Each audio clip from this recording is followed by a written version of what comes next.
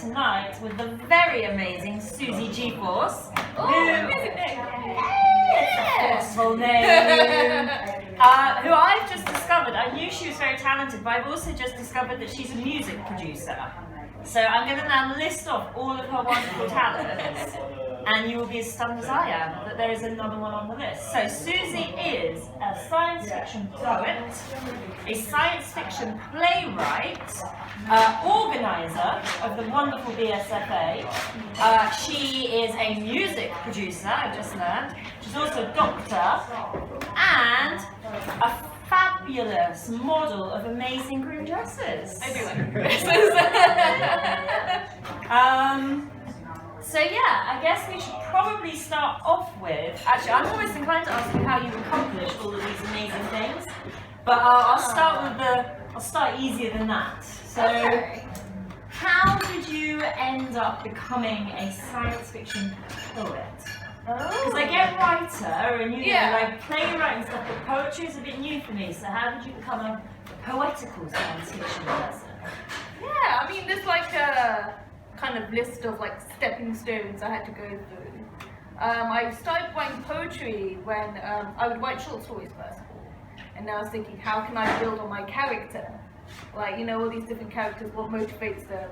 And when people usually write lists or biographies, I would write poetry as a sort of monologuing thing. Yay. So have you got then like stacks of poetry characters? Yes. Would you be so good to play Dungeons and Dragons with? See, I want to play Dungeons and Dragons so badly, but I can't find anyone to play with. Right, well you found someone. Oh wow! So we're now just dating. So that's how I got really excited then. So that's how you got into poetry then, was character development? Yes. It's a fascinating kind of route and a journey. What was the point then when you looked at your characters and you thought, oh hang on a second, je suis un poet in it? Yeah. When did that occur? How, I suppose? Yeah, I guess I've always tried to write different forms. So like I was actually writing novels at some point, which is like quite bizarre now. I'm just gonna now add novelist to this never-ending list of accomplishments. Well, I have 2 novellas that I've never published. So yeah. We'll discuss that later in the interview, I think. So I don't know, it just seems like a really interesting way to kind of come about this. Do you find then that your poems are very, they're very character driven? Is there a lot of that in there? I'd say it was a lot more when I started. So I kind of branched off a little more when I got into the science fiction. It was more like discovering concepts, or like focusing on concepts, but it was like the character experiencing concept. This sounds amazing. Well, I think we should probably hear one of these fabulous poems, don't you guys? I think it's about time. Yeah. We're going to have a little peppering of poetry throughout the evening. What poem are you going to show us first? Actually, is it okay if I borrow one of the raffle books? Oh, yes. Yes. Can you borrow the one you did at Easter last year? Because that's my favourite. Oh, which particular one? You're reading? Yeah. Oh, this one. That one. That's the black one. I've seen that one before. I've not seen that one. This is a really good recent one. one. Oh, thank you. Hey. I've got a signed copy. Do you remember which one was your favourite? When I see the list, I'll show you exactly. I'm taking over this as your interview. I liked that one, I think. Ooh, Tabula Rasa again. And there was a very short one as well that I liked. But no, do you know what you like? I do like I'm so Tabula Rasa. spoiled because they're all so good. Oh, thank you. Let's see. Yes. Okay. So this is called Tabula Rasa 2.0. I don't remember a time before I was a picture of pixels, or before the understanding that I could and would be torn asunder, simply printed and moved to different destinations, reverberations that seize us into eternal panic when the thought is entertained. A life outside the corporeal edges, the roots to our narratives upturned. Where would I, travel? Simply data, synapses, snapping to the scent of chocolate cakes baking, mothballs and moringa, carpets as red as a cat's tongue. Embraces like tattoos tear across my coated flesh, words I had never said, words I had meant to say. Forming embouchures yet to be discovered when I take on another corporeal form. Emotions changing tint like lava lamps, marking out the boundaries of my childhood, if they were an advertisement. The painstaking realization that the threshold of mortality had been traversed with realization. Or is it even that anymore? Who can tell? That we had been making verse with euphemisms, painting devils with primary colours.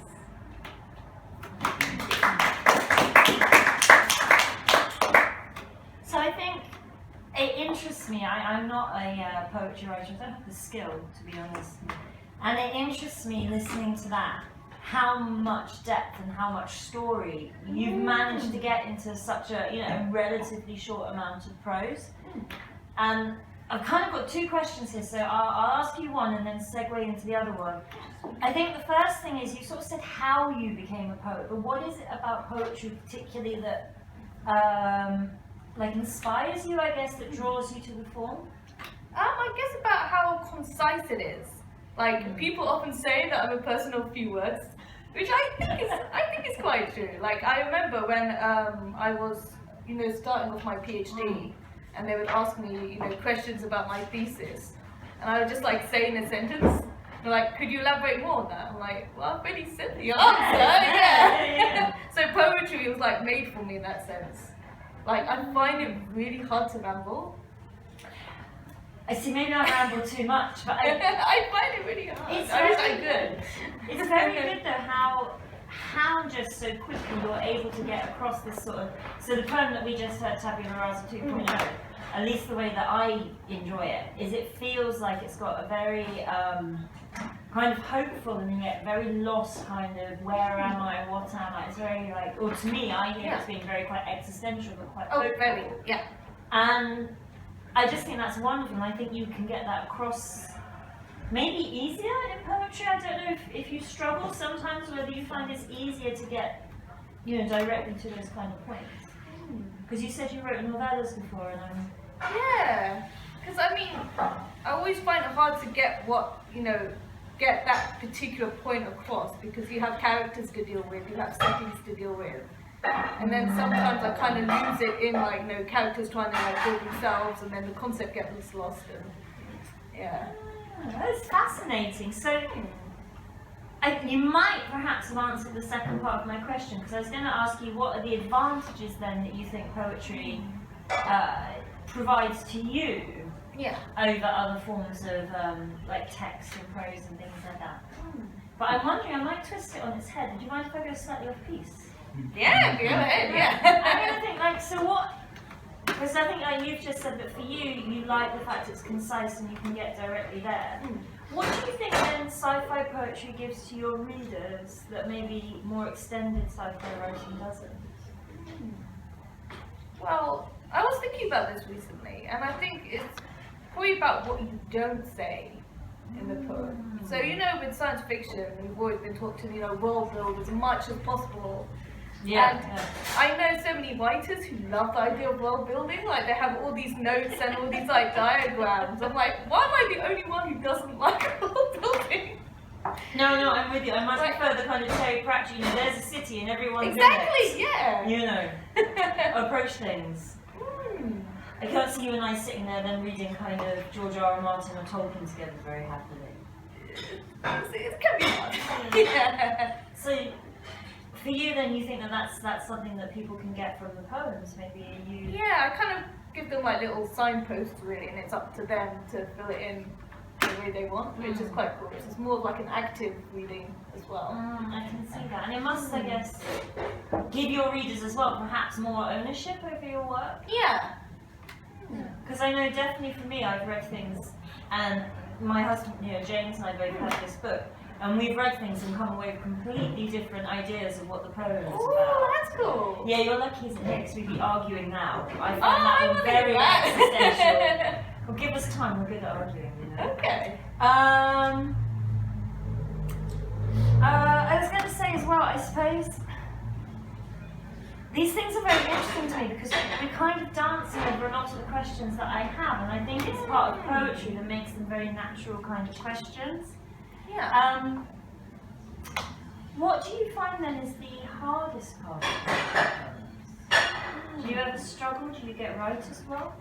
I do, yeah. I mean, I guess it's like coming up with the first line. It's the same with any form, isn't it? It's always the first line. So, you know, when you're faced with a blank page, what do you start with? Despair. Yeah. Usually, huh? And I think it's like even more so with poetry because you kind of like, oh, okay, I have to have like the first crafted line. You know what I mean? With like. Do you like it then? Does it have to come out perfectly the first time? Well, not perfectly. I'd say like 70%. Very strict. Isn't she strict? 70% perfect. Goodness me. Alright, so we've kind of talked a bit about being very strict with our poetry, and we've got what you might call, I suppose, more traditional kind of expectation of what poetry is. So it's a very beautiful book full of lovely that's another really good one.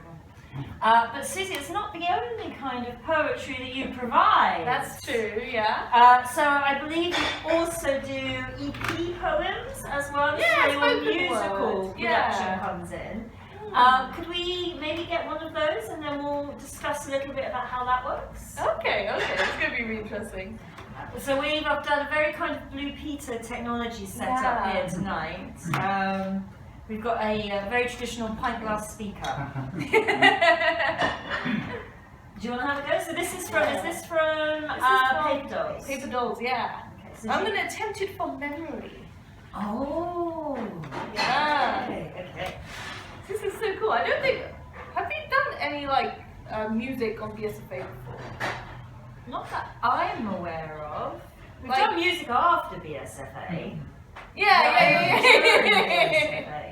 I mean, Dave's probably seen his fair few BSFA meetings. Dave? Sorry, honey, I'm writing on my diary here. Has there ever been any music played during BSFA meetings? Like, have we ever had a musician interviewed? I can't recall. No. Can't recall. Okay. No. This is a premiere event then. I feel like I'm not very good at drum rolling, but I'll try. Ah, okay. Okay. Let's see if I actually can. Let's see. Okay. You're so technological. Actually, Then you do I might need to turn touch it it? up a little. Oh yeah, I need to unlock it. Okay, I'll tell you what, you unlock it. Yeah. I'm not psychic enough yet. Okay, there you go. Is it nice and loud? Okay, that's the best I can get it. Okay. Here we go. Do you want me to press? Oh, actually, let's see if I can do it yeah. via the phone. See, now this is something I've not tried before. Yay! It's magic. That's an interesting speaker. Okay. We're paper dolls, acting out what past models sold us. Roles folded, soulless. Spoken into existence, template tests run, marking out new fences. See what we become. Because there's little gaps. There you go. Newly digitized, muscles added and post-production highs. Writing lines to cage a character, each hand a fresh stage for a new actor. Old scripts, new parameters. Where were you in the copybook? What words fled through grooves of time? One rings amongst a sea of trees, a castle of perspective, cut out from destruction, constructing a sense of belonging. Then you'll hear my backing vocal.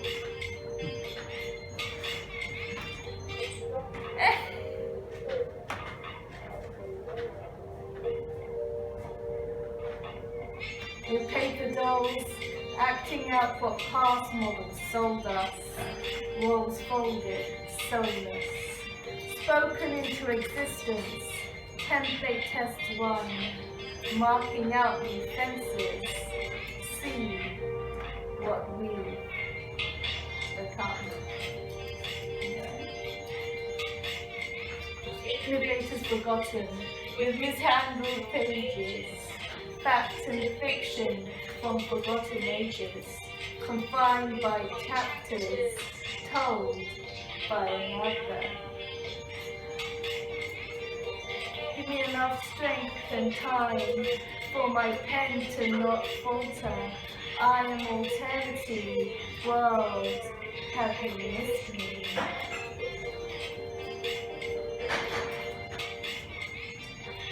And alterity, world, have you missed me? World, have you missed me? With paper dolls, acting out your past model soulless, roles folded, soulless. Spoken into existence, template test run, marking out new fences. See what we become. Hey, That's so cool!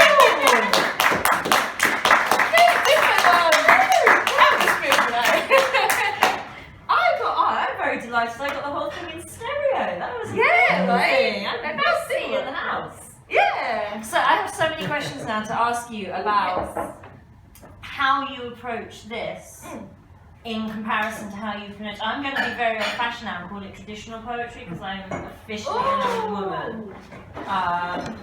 What kind of poetry is this? Okay, it's more like spoken word. Okay. Yes. So how then, what draws you to spoken word poetry in addition to this kind of poetry? I need a better word. Traditional sounds ever so dull, doesn't it? Yeah, I guess what people usually say, Classic page poetry. poetry. Page poetry. Yeah, Okay, that's what they usually learning. say, yeah. So what then, what's the appeal of spoken word poetry? Not against page poetry, but differently. Yeah. I guess you can be a lot more performative with it, which is nice. 'Cause, I did my PhD in science fiction theatre, so kind of that performance aspect still stays with me. And I kind of applied it a lot to what I wrote when I did science fiction theatre. Oh, fabulous. Yeah. It did feel very theatric, especially with the music going along behind the poem. So I suppose as well then you must be thinking in very different levels and layers when you're producing something like that. How do you find that balance between your words, your performance, and then the music and the atmosphere that you want to create? Is it something you comes naturally to you, or do you have to kind of sit there with an abacus? It depends. I mean, with this one it was a little easier because I think the atmosphere was very clear at the beginning. Because I usually write first and then I write the music to it. Which apparently is unusual, which I didn't know. Oh, no, you do you. Yeah. Come on. So, how do you find then your inspiration for these different things? Do you get inspired in the same way to write page poetry, to write spoken word poetry, to do your theatrical kind of endeavours? Is it coming from the same inspirational place, or do you find different things inspire you in different ways?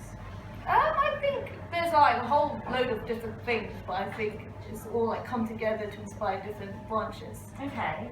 So it's not like a specific thing for a specific mode. Yeah. Okay. So then speaking more generally then, what kind of things do you think, what are the things that you look for inspiration? Well, science fiction novels. Actually, one of my favourite writers is Greg Egan, which I've not heard mentioned before. No, I mean, I'm not sure. What is it about Greg Egan that gets you thinking? I think it's because he's very like high concept, so like almost too much sometimes. So the characters are kind of like second role, but it's very conceptual and very concise. Sometimes the short stories are not so much the appeal. I can see the appeal. You're two peas in a pod, maybe. Yeah. He's very I think well hidden. Like he doesn't really have social media. I don't know if anyone can correct me on that. I am not too ashamed to say I did not know the name before you mentioned it. But I feel like you're going to have to send me some reviews now, some recommendations. Yeah, because I mean some of his novels are like, you know, like I'm going to condense rocket science for you in like 10 pages. I'm like, no, I can't really do that bit. But the short stories are like, that's exactly, Okay. Okay. No, I find that very interesting because I feel like listening to, the two different varieties of poem that you produce, but there is a very clear narrative. At least for me, I'm quite a narrative person. And again, I suppose we might ask the audience, if I get you to do another 5-minute buddy grouping chat, what narratives you've picked up from the poems. But I think they are. Do you hear stories when you hear the poems? Yeah, I do. That's I want to do a thought experiment now, but we'll do it another time. Oh, that sounds cool. We'll save it up for next time. So you've produced in text, you've produced in musical versions. How do you feel then about all these different ways and forms that you're publishing, and how do you go about it? Let's look a little bit behind the scenes now. Let's pull back the curtain. So what are your thoughts on these different methods and approaches? Well, one thing I've noticed is that once I've gone onto a new track, it's very hard to go back and try other things. Okay. So do you mean you get kind of... Yeah, tunnel vision. Yeah. So I'm very much focused on the music and the spoken word at the moment.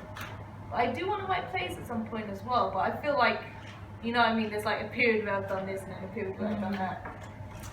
Yeah, it's good, I think, to have that kind of focus, but then equally, know when to stop and you can also... Yeah, exactly. Yeah. So I'm guessing then that the spoken word poetry is your current favourite. Yeah. Okay. So at the moment, in terms of spoken word poetry, you released an EP last year called Material Girl. Yeah. Material World. Material World, I'm so sorry. That's Material World was last year. Paper Dolls was yesterday, It I was, believe. yeah. So a round of applause. Yay. Birthday yesterday. Any plans then? You've only just literally booked birthday yesterday, and I'm asking for the next one. But are you already thinking about that, or are you going to have a little? Yeah. So I've always been told once you finish something, you should be thinking about what the next one's going to be before you release it, right? Because even if you're promoting what you've just done, it's always good to not get focused on, okay, that's it, I'm finished now. Yes. It never stops really. No, and I think sometimes what you're doing right now will inspire ideas for the next one anyway. Yeah. So I feel like there's kind of a theme here with Material World and Paper Dolls, and I'm wondering, will there be like a rocky, a rocky bunny rabbit in the future? A rocky bunny. A rocky bunny. I don't know if I've just imagined this now, but I felt like Material Girl and Material World and Paper Girl. You mean the rabbit in the moon? Oh! No, I didn't, but that could be fascinating actually. Yeah. That's quite spooky. I always saw the man in the moon, but you see the rabbit in the moon, don't you? The rabbit in the moon is more of an Eastern interpretation, yeah. The rabbit in the moon, yeah. Oh, now just for me, please, can I have a poem about the rabbit in the moon? Yeah. So you guys do. I'm walking back there. I'm very happy. So apart from people demanding poems from you, very randomly, what challenges have you faced in, I guess because you've done all this yourself, haven't you? You're completely independent, which is a huge undertaking. As you know, I write independently, but I certainly don't produce and act and write and playwright and all of these wonderful things that you do. So how do you, I guess I want to ask, how do you cope? Because I was going to say, when you say what are the challenges, I probably spend 2 hours talking about the challenges of each particular thing. Yeah, well, I'm here for it. I want to know about the challenges of poetry and the music, I think. Oh, yeah. I think at the moment, because I've been doing open mics on and off for about 10 years. Wow. Yeah, and it's changed a lot. I think reception-wise and audience-wise and what's being turned out. And it's a very tough part when you're saying you're doing science fiction spoken word, right? Because it's a niche within a niche. It's quite, it's specific. Yeah. So, you're saying that you've seen some changes over the years. What kind of changes have you seen? Well, I think in the UK scene especially, I think it's borrowed a lot from the slang of the US. Ah. Yeah. So there's a YouTube channel that's called Button Poetry, and that is very influential on how the poetry scene has changed. Oh, really? And that's one of the things that you've noticed. So do you try to incorporate that in your own, or are you? I should, but yeah, I have a very, I keep saying different style, but what they expect from like poets are usually very raw, and that you have to shout like, "Why did you leave me? I hate you!" And then I'm like, this is about copying yourself to the crowd. I'm going to talk in a very calm manner. What the hell is this? What's going on? Yeah. But I'm imagining though, because this is then the way you're describing it. These are just groups of the general population, not cool sci-fi dudes. Ah. Or do you know, are you converting people? I think Bringing them over to the people power of like, science fiction? yeah, it's like, oh, it can be done. So I'm like, oh yeah, that's great. I mean, that's probably what I was hoping for, like best case scenario. That's really nice. So do you find then that you're like helping to inspire people maybe a little bit? Like showing them something that can be done that maybe they're not aware of? Oh, that'd be great. Yeah, it's nice to think of it like that. I like to. So, you know, at the moment we've got 10 years, you know, you were saying, well, slam poetry's come over from the US. Maybe in 10 years' time will be, well, quiet, calm, spooky science fiction poetry. Fresh from the UK. Yeah, it'd be nice. I mean, like, not to even like do away with slam poetry, because I know a lot of people have different like opinions on slam poetry, but it's just like, you know, have space for it. People always say, you know, oh, it's like one trend and that's it. Yes, I think so. That's one of the things that's very nice. Certainly I find, anyway, I don't know if you agree. But one of the things that's very nice about being independent and doing these kind of things for yourself is you can just do that. You know, if you want to release an album, you know, blah, blah, blah, you probably would have to do slam poetry. But to do what you're doing, you've got that freedom and that creativity. Yeah. I mean, like, the whole idea of like self-publishing. Yes, It gives you that freedom, doesn't it? Yeah, well, yeah, you know I'm a big fan. Yeah. Yeah, huge proponent of it. So with this freedom then that you've got, because you are totally independent, what would be the like, oh my god, the most like amazing creative thing that you would just love to do? What's your like dream creativity or ultimate creative dream? Well, I saw recently on Twitter, of all places, that Elon Musk was saying, oh, you can have people perform in like a space station. No, shut up, seriously. I'm like, that's a good creative dream. That's amazing. Yeah, but then you know what, again, in 100 years' time, you would be the first person. You can blaze another trail. That's what I mean. What would you perform? Because you've got so many strings to your bow. Which string would you, let's say which string would you pluck, which sounds a little bit risque. Which string would you opt for? Probably the music. Yeah? Yeah. Would you go spacey because you are in space? Or Of course. Yeah, 100%. That's amazing. Yeah. Do you have I was going to ask you, I keep asking you questions off the list because your talking is so interesting. Do you have a poem that you have now that might be your space poem? I'm wondering if we could get a little glimpse of what could possibly be your space poem. Well, I guess it would be more of like, well, one of my things is more like not like a song, but it's more song-y, like poem-y. It could be that. That's fabulous. Well, I don't know if you've got, I don't know if we could squeeze another poem out of you before the final questions. Yeah, I can try another one from here. Oh, yeah.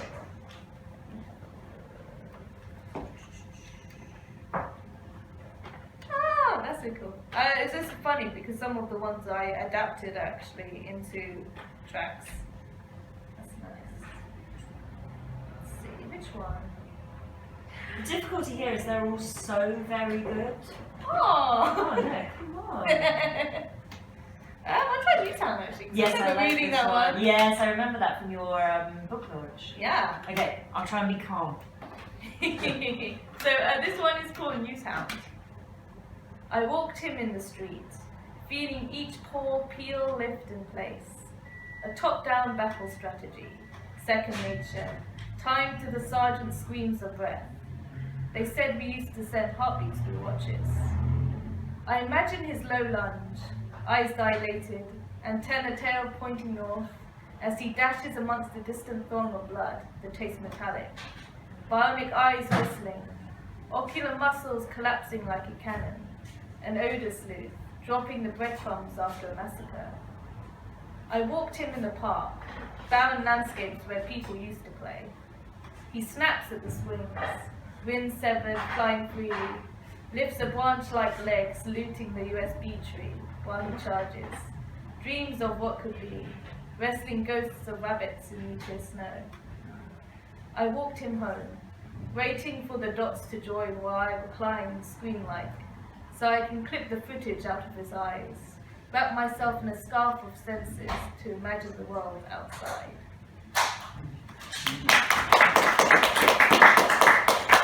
I love that. It's so evocative. You really get just that first line, the peel lifting. Yeah. Oh, you can just see it. Oh, Oh, it's so good. What's actually interesting about that poem is that that was a way of helping me write a play that was called Newshound.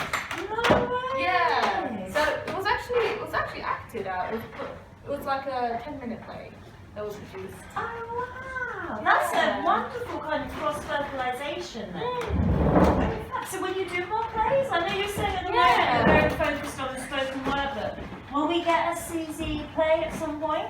I hope so, yeah. I would like to see one because I haven't. You and I became, friends. I think after you more moved into the poetry side of things. There's one play I really want to bring back, and that's Terra Firma. Okay, tell us. Yeah, and it's about. This was in 2014, and it's like people are like moving outside of Earth. Okay. And ironically, the Earth traveling is the thing that destroys the Earth because of the climate change. So everyone's like going up, and the Earth is being destroyed. No. Yes. God, that is a catch-22, isn't it? Yeah. Wow. Yeah, I want to see that play. Okay, I want my own poem, Susie, about the rabbit in the moon. I'd like to see the play. I need to think of one more thing now to ask you, just so I can be extra demanding. I'll have a puzzle over it.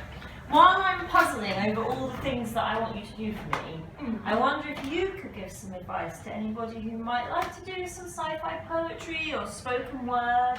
What advice would you give to somebody inspired today by your wonderful talent and wanting to do their own? Well, I mean, I would say the advice I would give to anyone for anyone is anything for anyone is to just do it, basically. Because I mean, I think for like a lot of things, you have to see someone like doing it first before you think you can do it. That's very true, yeah. Coming to fruition. Especially I think something like things that you do, which is so bold and so new and unexpected. I think it's very helpful for people to see. I guess like you said earlier, that it's possible. Yeah. But I've seen it's possible. So I was wondering if you could give me a little bit. I've got my paper out, I've got my pen. I'm a terrible poet and I know it. How would you help me get there? What do I need to do? Well, do you remember the panel we did at Brunel? Yes. Yeah. So just to fill in, we did a panel at Hillingdon Literary Festival last year, and we were looking at the kind of edges of science fiction, so the strange and unusual kind of things that sci-fi can do, which Susie obviously was very well apt for, being as she's strange and unusual. So yes, the panel at Brunel. Yeah, there's always like one thing I think about, and it's to write small but think big. That's a very handy tip. Write small, think big. Yeah, because I mean, I actually wrote an article for, Amazing Stories a while ago. Oh, wow, congratulations. And it was how to write science fiction theatre, and that was the main thing. So you just have all like the concept, like the undercurrents behind even one word, and see how much you can condense a sentence. So you're looking then for, I guess this is poetry just in general, isn't it? Yeah. It's looking for that perfect word. So you're very good at that, very good. In addition, obviously, to the books and the albums, the sound albums that you can buy, download, It's free on Spotify. Free on Spotify. Yeah. You can also follow Susie on Instagram, and she regularly posts sort of image poems, I guess. And they make my Instagram feed so wonderful. You're scrolling through, you know, cats and kittens and all these lovely things, and then you get this beautiful poem. What's it called? Oh yeah, it's Susie G Force Official. Suzie G Force Official. If anyone that missed that, that's Instagram, right? It's Instagram, yeah. Because I'm a lot more active on Instagram than Twitter. Because Twitter scares me a lot. Yeah, Twitter's weird. Yeah. Twitter's Especially weird. recently, right? Yeah, I was following a weird hashtag today, and I was like, what is, anyway, sorry guys, another conversation for another day. But yeah, I would genuinely, if you're on Insta, I'd really recommend following Susie's Instagram because it's beautiful, and the poems she posts are little bite-sized pieces of delicious to get you through the day. As I say, Susie's books and everything are available on all the usual places. You can get paperback and download, right, for your books? Yeah, this one is download. This one is a download. I don't think, actually no, they're both download now. Yeah, on Kindle. And the EPs, I'm going to have to read this because I'm not an EP music person, I'm very old-fashioned. Spotify, Apple, Amazon Music, yeah, I think those are the main ones. The main musical places. Yeah. Okay, fabulous. So the final question then I'd like to ask before we go over to kind of Q&As and things like that. We asked kind of who inspired you, we've asked what inspired you, we've looked at all these wonderful different things that you produce and that you can do. I guess I'd like to ask sort of, where's the limit then? Where are you going next? You said you're interested in music, you said that hopefully one day you'll be on, is it specifically Elon Musk's spaceship? No, I mean that kind of jolted inspiration. Yeah, maybe more of a kind of Picard spaceship than Elon Musk. Yeah. But somewhere between here and Elon Musk. Yes. What do you think? What is the future looking like? Where are you going? I guess maybe to focus more on music. I mean, you seem very inspired by the music. Yeah. Okay. So the next album, I keep calling them albums. Are you right word? Well, hopefully to make an album. EP. Because an EP is like extended play, so it's not quite a single, but it's not quite an album. So it's like a novella, basically. I'm learning a lot of new things today about the music world. My husband is cringing because he's a real music. Look at that face. He's a real music man. So we're going to get a full-on novel of an album, like 12 tracks. Yes. Oh, amazing. I'm very excited.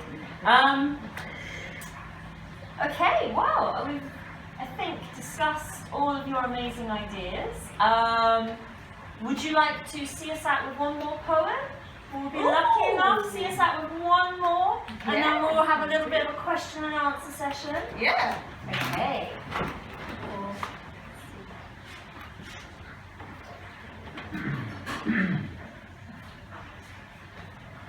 Very intrigued. Should I do creepy? Do you want a creepy poem, guys? Yes. You want creepy? There is a lot of creepy looking faces here right now, you know. Especially that one. Look at that creepy face. No, not like really, honestly. Okay. So this is like a short one. It's called a hive mind. Lulled to loneliness with the lullabies of 1,000 cries. They weave into one and then scatter into screens. A mainframe of minds. A montage of movement, bearing baskets of bias, born into new hosts.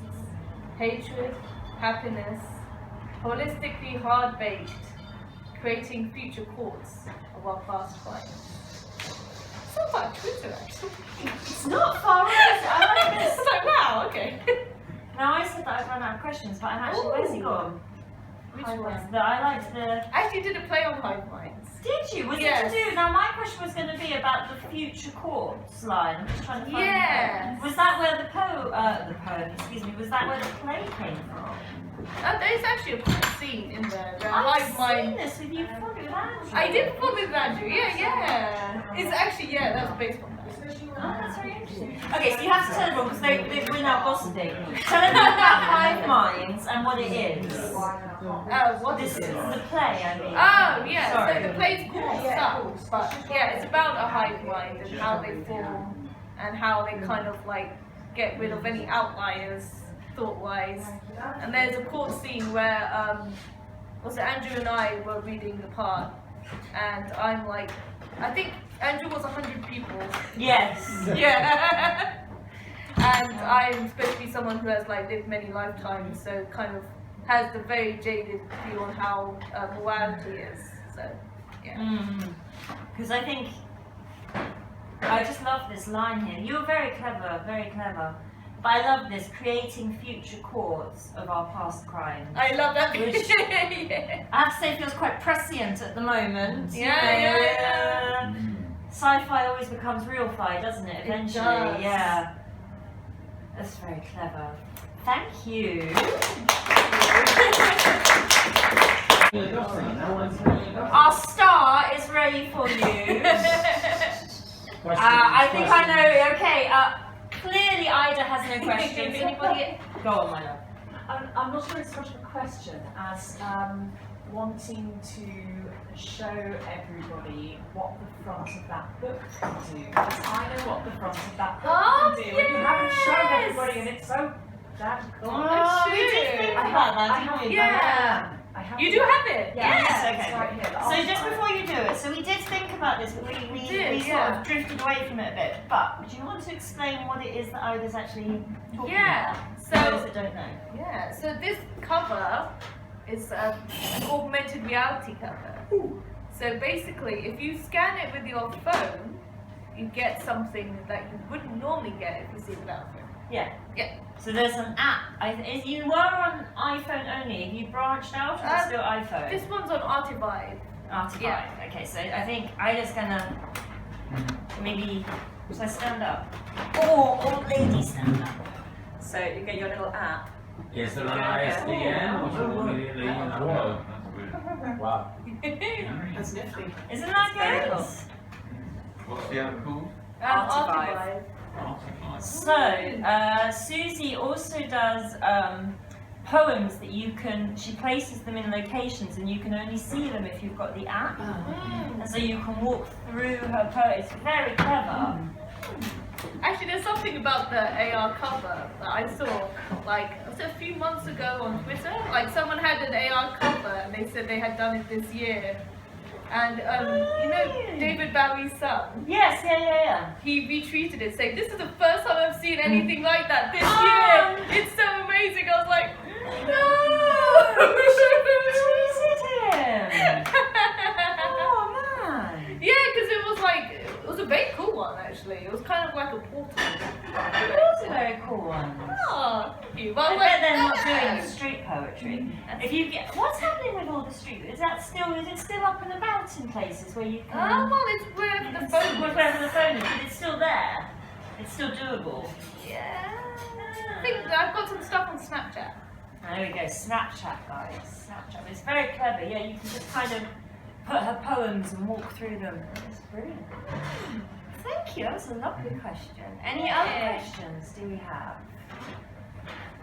Ooh, yes, sir. Yeah, so I was going to ask for your, with this poem, so you talked about, the audio, like you did the song, but I didn't even know poetry slams were a thing really until I went to Worldcon and there was a session, it was actually the coolest session I ever went to, and it was talking about reading your works out loud, and it was obviously very geared towards poetry, and about like how you read the poem and where you put pauses and where you emphasize and how you enunciate everything is like totally different meanings to the same word. So I'm just curious, I mean all the poems in your chapbooks, I mean do you feel like, you mentioned in terms of world building that the user, the reader will go and kind of have their own spin on it, but do you feel that those poems are meant to be heard in a specific way, or read, or both, or, and then with AR, even visualize, there's a visual aspect too. Yeah. Question. I mean, with the page poetry, I don't normally rehearse reading it. So whenever I read it, it's actually dependent on my mood, but I do rehearse the music one a lot for timing. So that one's probably heard a specific way. But for when I read from the page poetry, it's not so much. You're a bit more free with it, you think? Yeah. So I guess then, do you have expectations on how you're not imagining your reader is going to read it in a specific way then either? No, not at all. It's just quite freeing in a way. Have you heard people read your poems to you? Because I've heard you read quite a few times. I wonder, have you had the opportunity to hear people, coming back to you? No, I haven't. Oh, you see, now that might be fun. That's cool. Unless you hated it. And then that wouldn't be fun. Oh. Okay, see? I'm not going to take a third thing from you, I'm going to give you a third thing, which is, listen to other people read your poems, baby. Because I mean, I've had it with plays, obviously, Yes, the actors of read it. Oh, And sometimes sometimes it's quite different, sometimes very different. Really? Have they ever got it wrong? It's hard to say wrong though, isn't it? Because Well, you're saying egalitarian, I'd be like, no, that's wrong. Doesn't sound like that. yeah, see, that's why I make a terrible director. I've tried directing. Like one of my Really? plays. Like, should you do it like that? I'm like, maybe. It's up to you. And they're like, why? You're supposed to direct me. To be a bully, huh? I know, I can't be a bully. It's really hard. I'm trying to turn her into a meanie. But you can't be, you're green, not blue. So yeah, I guess that kind of vaguely answers your question about, does she have any preconceived ideas? Yeah. Seems like not. No. I mean, I always think like, maybe one day it'll come to bite me, like, oh, I've got this like really bad take on something you've written and it's like totally something different to what I had written. That's the problem though, isn't it? I think to some extent you have to accept that when you Yeah. release it. It's the death of the author, right? Yeah. No, but I do understand, and I think it's interesting with your poems because the words are so important. Actually, you just give me a. This is such a funny memory. I did a signing at W.H. Smith's. Oh my god! And this woman came up to me, and she was like, "Why is it called tabula rasa?" And I said, it's about humans like merging with machines. And she's like, "Well, robots want us to carry their babies." And I was like, what? Maybe metaphorically. She's like, that's disgusting. I'm not going to let a robot inseminate me. And you're like a kid in a pram. Oh, wow. Did she? I wish Yes. she'd taken the book. Can you imagine? She said, well, why don't you see if you feel the same way? Yeah, exactly. But I just couldn't stop laughing. And she just walked off. Well, you don't get that with regular poetry, I'll bet. True. That is a very sci-fi poetry experience. I could talk to you about that. Does anybody else have any concerns about being artificially inseminated? Dave has some concerns about being artificially inseminated. I didn't announce this in the events that are coming up, such as EasterCon and StokerCon. But in my diary it says that Sunday the 8th of March, it's full to the brim, you can't get in, but there's no harm in turning up in case there are any returns. Oh. The Hitchhiker's Guide to the Galaxy celebrates its 42nd anniversary. It's that long ago. I think I know British where you're Library going on Sunday. Now, as you know, and we all know Hitchhikers, we all know this, the worst poetry in the world we're talking about. Yeah, I know where you're going. The second worst was Vogon poetry. Yeah. Now I want to ask you, as a fellow BSFA officer, young lady, meant in the nicest possible way, obviously, I read some of this, so you need to slap me. Were you inspired by Vogon poetry or were you not? I need to be slapped. Aye. Although there was this really awkward You know I don't time. mean it. I had it was an exercise where you had to write like a bad poem, and apparently someone came up to me and said, that sounds like one of my poems. I was like, no, I really didn't mean to. Now I'm very excited about the people. I mean, you have some fun interactions with people. That's a very strange question though, because surely, is there such a thing as a bad poem? Everybody Exactly. writes something. That's what I think they were trying to get at. Yeah. I didn't think it was bad. Like, yeah, it just depends on who's listening, right? I don't think there's any such thing as Exactly. bad. There's how many people on the planet now? Like 500 something?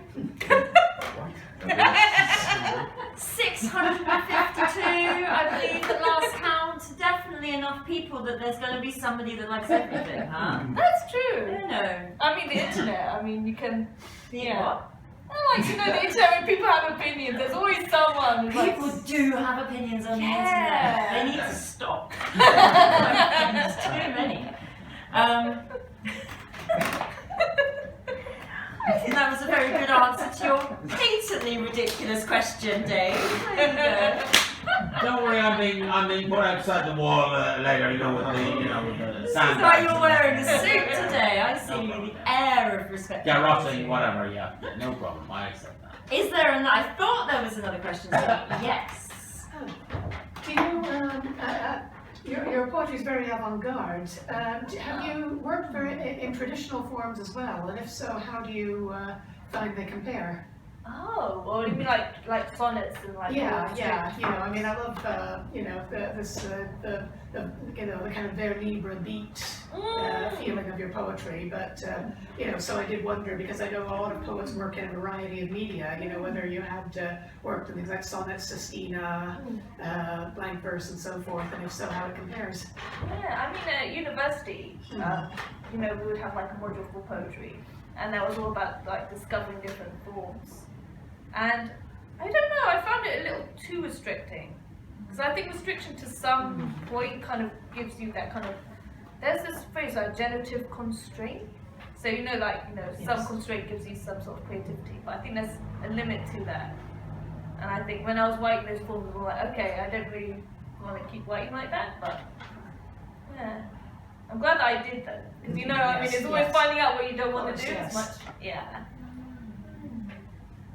Oh, very interesting question. Any more for any more? Okay. Well, I think that. Oh! Yes. Oh! When you did your PhD in science fiction drama, Yes. did that mean going back into the past to look at mainstream plays, or was it contemporary plays like the Science Fiction Theatre of Liverpool or Fringe drama? Oh, yeah. Did you go to the past? Did you go to Bernard Shaw? A little bit, yeah. Like Alan Ayckbourn and kind of. Alan Ayckbourn, yes. Yes. Bernard Shaw, Back to Methuselah? Yes, that was one of There them. you are. Yeah. I mean, there was like quite a few science fiction plays. What other ones are there in the past? Well, RUR is the first one. Oh, I'd yes, say. of course. And the other one, Ants, the insect. Yes, yeah. Yes, that was again, yeah. I didn't realise there's such a long tradition actually of science fiction theatre. This has been a learning yes. curve for me too, guys. Because you can have a play made out of a book. But Yes. I Yes, would say lots of that adaptations. I I was mean, yeah. fortunate enough last year to go and see the Fringe production of 1984. Oh, yeah, that's a good Well, everyone one. thinks that it's immersive when you go in and they give you a band and sign you onto the party, and you have to do as much as you can sitting in the audience. You have to get up for the physical jerks and do the minute's hate, and it's all really trying to involve you as a member of the party. I think that would be the only possible way to do it, but it was really brilliant, I would say. Yes. No, that sounds fascinating. I don't know if you guys are aware of the Secrets in Mars. Oh yes. Yes. Yeah. Which is a similar, exactly, except it's a film rather than a Yeah. play, but it's very immersive. Punch-drunk theatre. Oh, yeah, for immersive. Yeah, no, they're immersive and interactive as well, and not based on films, so it's more an original production. Yeah. Fabulous. That could be the next thing, maybe. Because you could bring all your skills together then, the soundscaping, and the poetry, and the theatre. Yeah. You just heard it here first. Yeah, because I've always wanted to try immersive theatre, but yeah, I wouldn't know where to start with. Well, I think you've got some experts in the room who would be more Yeah. than happy to help you. Separate and more serious question this time. We travel on the tube here in London, and I think for the last 10 or 15 years there's been poems on the underground. Yes. Have you noticed any of them? Some of them are traditional, like Wordsworth, ones that we know very well, and stuff. But some are very modern. What do you think of some of those? The more modern ones, the traditional ones, of course, are classics. Yeah, I've always liked having that there. I mean, Being a poet, yeah, I'm not sure how they select them. It's worth a Google, maybe. Yeah. Oh, I'd love to have a poem on there. That would be wow. fabulous, wouldn't it? Absolutely Yeah. fabulous. You could have your project. And then the Swiss. Oh. Polo. It's a bit good, I'm actually. saying. That's very good. Yeah, it's nice to have poetry around you, I think, isn't it? So, Because you know, usually have like travel ads and stuff, and it's like, especially like when you're in like a full train, and then you see like, oh, you know, go Trivago. yeah. Insurance now. Yeah. No, it is lovely having the Yeah, poets. it's a nice change. It is a nice change, and it does give you something to think about. And I guess again, poetry is so good for that because it is so compact and so Exactly. meaningful. I think we should all. I'm going to write to Sadiq and say, "Where's Susie G on the tubes? Come on, Sadiq. Sort it out. Elections coming up." Oh, yeah. He listens to me, I'm sure.